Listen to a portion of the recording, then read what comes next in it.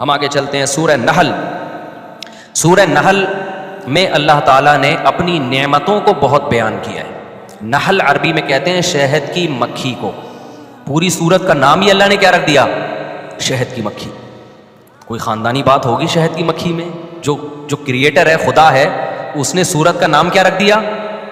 بولو، شہد کی مکھی. کوئی بات ہوگی نا. میری اور آپ کی نظر میں تو کوئی ویلیو نہیں ہے شہد کی مکھی کی. سائنسدان کہتے ہیں ایک مکھی ہے، چھوٹا سا سر ہوتا ہے، وہ شہد بناتی ہے. اللہ کہتے ہیں کہ تم اس شہد کو تو دیکھتے ہو جو مکھی بناتی ہے، مکھی کو بھی دیکھتے ہو.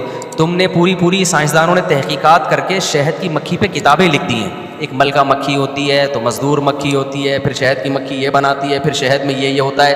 اللہ کہتے ہیں جس مقصد کے لیے میں نے مکھی کو بنایا تھا اس مقصد سے تم کیا ہو؟ غافل. شہد کی مکھی پہ کتابیں ہیں یا نہیں ہیں؟ پوری کتابیں ہیں. اتنی کائنات ہے شہد کی مکھی.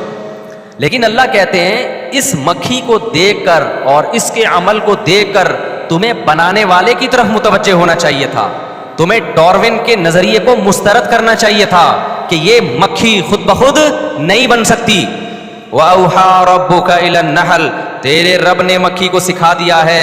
یہ مکھی کسی سیل کے نتیجے میں ترقی کرتے کرتے کروڑوں اربوں سال میں یہ خود سے شیپ میں نہیں آ گئی ہے، اور اس کے اندر جو سافٹ ویئر اس کی کھوپڑی میں انسٹال ہو گئے جس کی وجہ سے یہ دور دراز سفر کر کے اتنا بہترین شہد بناتی ہے، یہ سافٹ ویئر آٹومیٹیکلی اربوں سال کے نتیجے میں انسٹال نہیں ہوئے ہیں. یہ خود بخود ہو نہیں سکتا. اوحا ربو کا، یہ تیرے رب نے اس کی چھوٹی سی کھوپڑی کو یہ سکھایا ہے. نہیں یہ بات میرا خیال ہے سمجھ میں. آج ہم اللہ کی نعمتوں سے فائدہ تو اٹھاتے ہیں، سائنسدان بھی اٹھاتے ہیں، ڈاکٹر بھی اٹھاتے ہیں، لیکن خدا جب یہ کہتا ہے کہ ان نعمتوں میں خدا کو تلاش کرو، اس کام کے لیے ہمارے پاس ٹائم نہیں. آپ کسی ڈاکٹر سے پوچھ لیں دودھ پہ ریسرچ کر کے بتاؤ، ایسی بہترین ریسرچ آپ کے سامنے پیش کر دے گا، آپ کہیں گے واہ بھائی واہ. پھر وہ کہے گا مولویوں کو پتہ ہے اس ریسرچ کا؟ نہیں جی ہمیں تو نہیں پتا، مولوی جاہل ہوتے ہیں، تم کیوں فالو کر رہے ہو مولویوں کو؟ یہی ہوتا ہے کہ نہیں ہوتا؟ یونیورسٹی میں آپ کے پروفیسر صاحب آپ کو بتائیں گے جی ایکچولی شہد میں یہ ہوتا ہے، پھر یہ ہوتا ہے. پھر ڈاروین نے یہ بکواس کی تھی کہ وہ بندر سے ہوتے پھر شہد کی مکھی. پتہ نہیں شہد کی مکھی بندر سے بنی ہے، کس سے بنی ہے؟ انسان تو بندر سے کہہ رہے ہیں بنا ہے، وہ کہہ رہے ہیں، میں نہیں کہہ رہا بھائی ٹھیک ہے نا.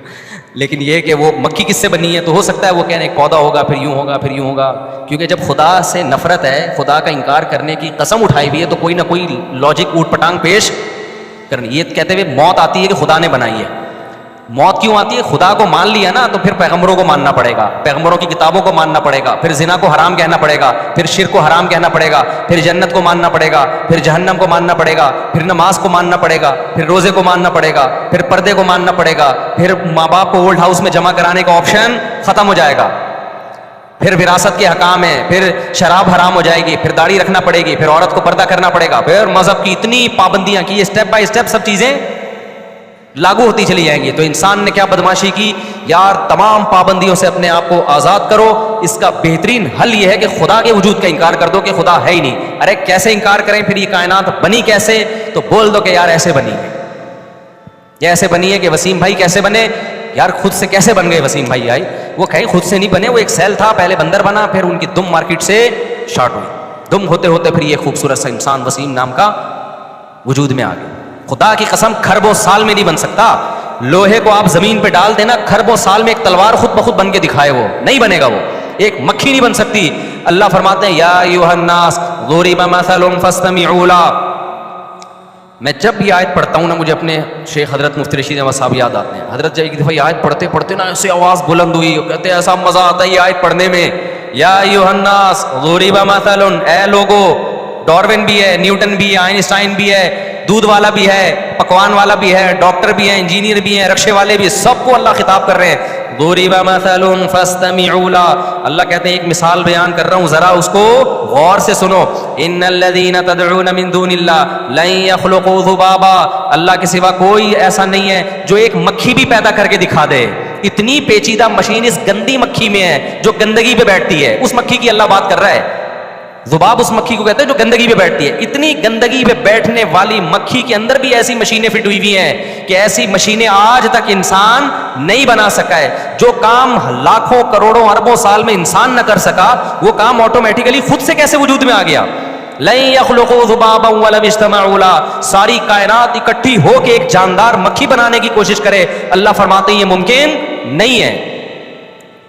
یہ خدا کا کام ہے بھائی. ایک گندی مکھی اور شہد کی مکھی تو اس سے بھی زیادہ کیا ہے, ایک عجیب مخلوق ہے.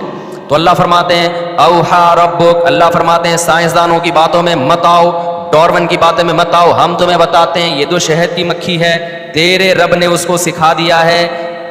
اوحا ربک الی النحل ان اتخذی من الجبال بیوتا, کہ پہاڑوں پہ اپنا گھر بنانا. یہ آٹومیٹیکلی اس کی کھوپڑی میں نہیں آیا, یہ کس نے سمجھایا ہے؟ اللہ نے سمجھایا اس کو اونچی جگہوں پہ بنانا. ومن الشجر, درختوں پہ اپنا گھر بنانا. پہاڑوں میں بڑی بلندیوں پہ آپ نے دیکھا ہوگا, یوٹیوب پہ دیکھیں کتنی اونچی اونچی بلندیوں پہ شہد کی مکھیوں نے اتنے بڑے بڑے چھتے بنائے ہوئے ہوتے ہیں. ومن الشجر, درختوں پہ بنانا. ومما یعرشون, اور لوگ تیرے لیے کوئی انتظام کریں نا چھتا بنانے کا, اس میں بھی بنا دینا. جو لوگ چھتیں بناتے ہیں, لوگ بھی تو کرتے ہیں نا, شہد فارم ہوتے ہیں شہد کے. ثم کلی, پھر کیا کرنا, پھر تو کھانا. من کل الثمرات, ہر طرح کے پھلوں کے رس کو چوسنا. فسلکی سبل ربک ذللا, مکھی کہہ رہی ہے اللہ تو نے میرے ذمہ عجیب کام لگا دیا, پہاڑوں پہ گھر بنا رہی ہوں, پھل وہ دوسرے گاؤں سے بھی آگے ایک باغ ہے وہاں پر ہے. اتنا لمبا راستہ جب میں بائی ایئر طے کروں گی تو میرے پائلٹوں سے کوئی تعلقات نہیں ہے, نہ سائنسدانوں سے تعلقات ہیں کہ جو مجھے ٹریگنومیٹری کا علم اور مجھے بتائیں کہ جی کتنے کلومیٹر فی گھنٹہ کی رفتار سے کون کون سی سمت میں مڑنا ہے. میں تو راستہ بھول جاؤں گی. مکھی بائی روڈ سفر نہیں کرتی, بائی ایئر سفر کرتی ہے. بائی روڈ سفر میں علامتیں سمجھ میں آ جاتی ہیں, بائی ایئر میں نہیں آتی. ابے بائی روڈ میں آپ سے کہتا ہوں صدر جاؤ, آپ کہیں راستہ کیا, میں کہوں یہاں سے الٹے ہاتھ پہ جانا, انڈا موڑ سے سیدھے ہاتھ پہ قبرستان آئے گا, اس میں قبرستان میں مردوں کو السلام علیکم یا القبور, اور پیچھے سے آواز آئے گی وعلیکم السلام بھائی عبد الغفور, ٹھیک ہے نا. وہ آواز پہ دھیان نہ دینا اور آگے نکلنا. پھر W11 میں بیٹھنا یا 4K میں بیٹھنا نہیں, ویسے 4K میں اللہ کبھی دشمنوں کو بھی نہ بٹھائے. مجھے بچپن کا بیٹھا ہوا یاد ہے, ایک صاحب کی ریڑھ کی ہڈی ٹوٹ گئی تھی بیچاروں, اس وجہ سے نہیں ٹوٹی لیکن اس میں اس کا بھی دخل تھا. پھٹا بس میں بیٹھے کراچی کی, ان کی ریڑھ کی ہڈی میں پہلے سے کوئی مسئلہ تھا. وہ بیچارے آرمی کے ریٹائر لیفٹیننٹ تھے, وہ ایک زبردست قسم کا کراچی کا کھڈا آیا جو کہ آتا رہتا ہے, پہلے بھی ان کی زندگی میں آیا لیکن کمر نے برداشت کیا. انہوں نے کہا جہاں اتنا برداشت کیا 2-4 کھڈے اور برداشت ہو جائیں گے. کراچی میں اچانک ایک اسپیڈ بریکر یا کھڈا آیا, بس اچھلی ہے اور پھٹے سے وہ بیچارے نیچے گرے. اس کے بعد کمر پکڑ کے بیٹھ گئے, اس کے بعد وہ دوبارہ اب تک نہیں اٹھے اور بیچاروں کا انتقال ہی ہو گیا, اللہ ان کی مغفرت فرمائے. تو ایسے بہت سے لوگ جو کراچی میں جن کے انتقال ہوئے ہیں وہ بس والوں نے مارے ہیں, لیکن اس میں بس والوں کا قصور نہیں ہے, سڑکوں کا قصور ہے. اور سڑکوں کا قصور نہیں ہے, کس کا قصور ہے؟ گورنمنٹ کا قصور. خیر, تو میں آپ کو بائی روڈ سفر بتاؤں گا تو میں کہوں گا یوں جاؤ, پھر یوں مڑو, پھر یہاں سے گولے گنڈے والا, پھر گنے کے جوس والا, پھر آگے وسیم بریانی والا, ادھر سے ٹرن مار کے صدر آ جائے, ایسا ہی ہوگا نا. لیکن اگر میں بائی ایئر بھیج رہا ہوں, پائلٹ میرے پاس آیا کہ میں نے بائی ایئر مکہ جانا ہے, کیسے جاؤں؟ اب میں بتا سکتا ہوں یہاں سے یوں مڑے گا, لیفٹ سائڈ پہ مسقط آئے گا, رائٹ سائڈ پہ ایران آئے گا, ایران سے نکلنا, وہ کہے گا بھائی کدھر نظر آئے گا مجھے اوپر سے, کیا خیال ہے بھائی؟ تو مکھی بائی روڈ نہیں جاتی, بائی ایئر جاتی ہے. اللہ کہتے ہیں میں تجھے ٹریگنومیٹری کا علم سکھاؤں گا. مکھی شہد کی ایسے بہترین سفر کرتی ہے نا, لمبے لمبے, سورج کی کرنوں سے اور سائے سے اندازہ لگاتی ہے کہ جب میں چھتے سے نکلی تھی یہ سایہ یہاں تھا تو مجھے اس ڈائریکشن میں گئی تھی, اب یہ سایہ چینج ہو چکا ہے تو مجھے کس ڈائریکشن میں آنا. انتہائی پیچیدہ علم ہے جو اللہ نے مکھی کو سکھا دیا یہ علم. تبھی قرآن نے کہا فَاسْلُكِي سُبُلَ رَبِّكِ ذُلُلًا, تیرے رب نے واپسی کے راستے مسخر کر دیے ہیں, تیرا رب تجھے وہ راستے بھولنے نہیں دے گا. انہی راستوں پہ چل کے واپس اسی چھتے میں جانا ہے جس چھتے سے نکلی تھی تو. اتنا بہترین نظام اللہ نے شہد کی مکھی کا بنایا, اتنی موٹی موٹی کتابیں لکھی گئی ہیں اور ابھی تک پورا نہیں سمجھا گیا شہد کی مکھی کو. اللہ فرماتے ہیں اتنا ٹف کام میں نے اس کے ذمہ لگایا, اس کا پھر پروڈکٹ کیا, اسے کام کیا لے رہا ہوں, یخرج من بطونها شراب مختلف الوان, ایسا مشروب اس کے پیٹ سے نکلتا ہے جس کے کلر کیا ہیں مختلف, کوئی سفید, کوئی بلیک, کوئی ریڈ. یہ تو اس کے اوپر کی کیفیت ہے.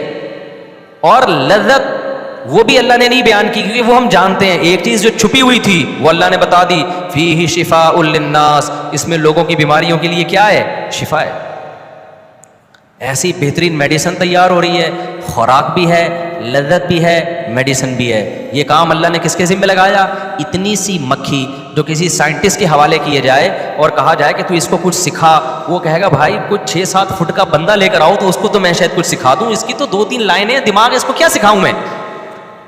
اللہ کہتے ہیں یہ میں نے اس کو سکھا دیا ہے. آگے اللہ فرماتے ہیں ان فی ذالک لآیۃ لقوم یتفکرون, جو غور و فکر کرتے ہیں اس میں ان کے اس شہد کی مکھی میں ان کے لیے بہت بڑی نشانی ہے. کس چیز کی نشانی ہے؟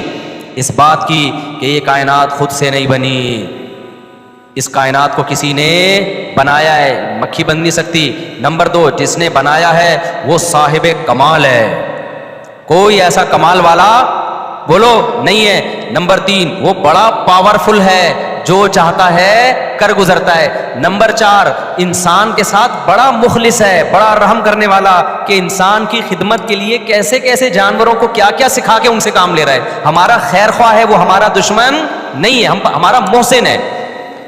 تو یہ تمام باتیں ایک شہد کی مکھی میں اللہ نے بولو چھپا دی.